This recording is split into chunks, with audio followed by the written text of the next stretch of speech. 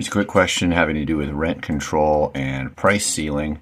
So a price ceiling is an upper limit that says the price can't go any bit above whatever the price ceiling is. So in this case, it's 4,000. So firms can't charge more than 4,000. The equilibrium is 6,000.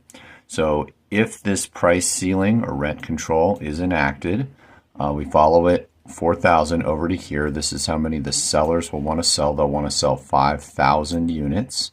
And then follow it over here. The buyers now want to buy 11. So the shortage is going to be 6. That's the difference between quantity demanded and quantity supplied.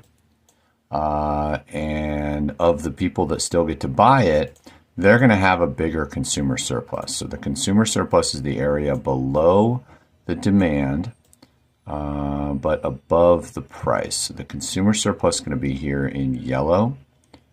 Okay, and that's their consumer surplus. So if you find the area of that, then you're good there. And then if you want the producer surplus will be the area above the supply curve, but below the price.